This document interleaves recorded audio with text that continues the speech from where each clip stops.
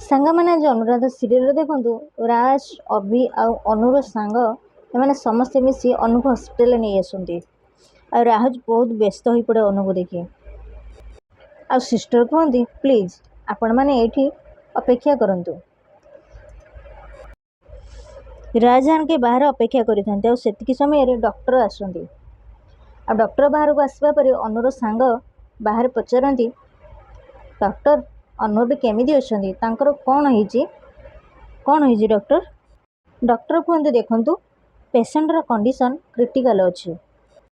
ଡକ୍ଟରଙ୍କର ଏକଥା ଶୁଣି ରାଜ ବହୁତ ଡରିଯାଏ। ରାଜ କୁହେ ତାହେଲେ ଆପଣ ତାଙ୍କ ଟ୍ରିଟମେଣ୍ଟ ଆରମ୍ଭ କରୁନାହାନ୍ତି କାହିଁକି? ଡକ୍ଟର କୁହନ୍ତି ଆମେ ତ ତାଙ୍କ ଟ୍ରିଟମେଣ୍ଟ ଆରମ୍ଭ କରିବୁ, ହେଲେ ମୋତେ କୁହନ୍ତୁ ପେସେଣ୍ଟର ଏମିତି କ୍ରିଟିକାଲ କଣ୍ଡିସନ୍ କେମିତି ହେଲା? ରାଜ କୁହେ ଦେଖନ୍ତୁ ସକାଳୁ ସବୁକିଛି ଠିକ୍ ଥିଲା, ହେଲେ ମୁଁ ଅଫିସରୁ ଫେରିକି ଯେତେବେଳେ ଷ୍ଟୋର୍ ରୁମ୍ ଖୋଲିକି ଦେଖିଲି ସେତେବେଳେ ସେ ଷ୍ଟୋର୍ ରୁମ୍ରେ ବେହୋସ ହୋଇକି ପଡ଼ିଥିଲେ। ତାପରେ ଡକ୍ଟର କୁହନ୍ତି ଆପଣଙ୍କ କଥା ଆଉ ପେସେଣ୍ଟର କଣ୍ଡିସନକୁ ଦେଖିଲେ ଲାଗୁଛି ଏଇଟା ଗୋଟେ ଆକ୍ସିଡେଣ୍ଟ କେସ୍। ଆମକୁ ଆଗ ପୋଲିସକୁ ଏ ବିଷୟରେ ଜଣାଇବାକୁ ହେବ। ଡକ୍ଟର କୁହନ୍ତି ହଁ ପୋଲିସକୁ। ତାପରେ ୟଶ କୁହନ୍ତି ଡକ୍ଟର ଏଇଟା ହେଉଛି ଆମ ଘର କଥା, ହୁଏତ କେହି ନ ଜାଣିପାରି ଅନୁକୁ ଷ୍ଟୋର୍ ରୁମ୍ରେ ଲକ୍ କରିଦେଇଛନ୍ତି, ତ ଏସବୁରେ ପୋଲିସକୁ ଇନଭଲ୍ଭ କରିବା କ'ଣ ଦରକାର? ଡକ୍ଟର କୁହନ୍ତି ଦେଖନ୍ତୁ ପେସେଣ୍ଟର କିଛି କ୍ଷତି କରିବା ପାଇଁ କେହି ଜଣେ ଏମିତି କରିଥାଇପାରେ, ପ୍ଲିଜ୍ ଆପଣ ପୋଲିସକୁ ଇନଫର୍ମ କରିଦିଅନ୍ତୁ, ଆମେ ଟ୍ରିଟମେଣ୍ଟ ଷ୍ଟାର୍ଟ କରୁଛୁ।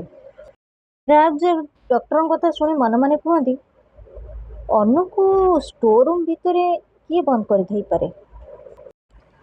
ରାଜ ଦେଖ ଅନୁର ବାପା ଆସିଛନ୍ତି ଆଉ ତା ବାପାଙ୍କ ସହିତ ତାଙ୍କ ସାଙ୍ଗ ଆସୁଛନ୍ତି। ତାଙ୍କ ବାପା ଆସି କୁହନ୍ତି ମୋ ଝିଅ ସହିତ ଆପଣମାନେ କ'ଣ କରିଛନ୍ତି? ମୋ ଝିଅର ଏସବୁ କେମିତି ହେଲା? ଅନୁର ବାପାଙ୍କ ସହିତ ଆସିଥିବା ଅନୁଙ୍କ ବାପାଙ୍କ ସାଙ୍ଗ କୁହନ୍ତି କେହି କିଛି ନ ଜାଣିକି କ'ଣ କହୁଛନ୍ତି? ଆଉ କେତେ ସମୟ ରହିଯାଇଥିଲେ? ଆପଣ ଜାଣିବା ପରେ ସେଠୁ ବାହାର କଲେନି କାହିଁକି? କ'ଣ ପାଇଁ ଅନୁଙ୍କର ଦେହ ଖରାପ ହେବା ପର୍ଯ୍ୟନ୍ତ ଆପଣ ଅପେକ୍ଷା କଲେ? ମନେ ରଖନ୍ତୁ ଆପଣଙ୍କ ଘରେ ଅନୁଙ୍କର ଏମିତି ଅବସ୍ଥା ହେଇଛି ଆଉ ଅନୁଙ୍କର କିଛି ହେଇଥାଏ।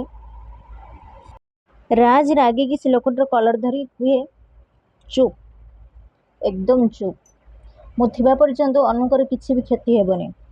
ସାଙ୍ଗମାନେ ଆପଣମାନେ ଯଦି ମୋ ଚ୍ୟାନେଲରେ ନୂଆ ଅଛନ୍ତି ତାହେଲେ ମୋ ଚ୍ୟାନେଲକୁ ସବସ୍କ୍ରାଇବ୍ କରିଦିଅନ୍ତୁ ଆଉ ଛୋଟିଆ ଲାଇକ୍ଟେ ବି କରିଦିଅନ୍ତୁ, କାହିଁକିନା ଏଇଭଳି ଭିଡ଼ିଓ ମୁଁ ଆପଣମାନଙ୍କ ପାଇଁ ସବୁଦିନ ଆଣିଦେବି। ଜୟ ଜଗନ୍ନାଥ।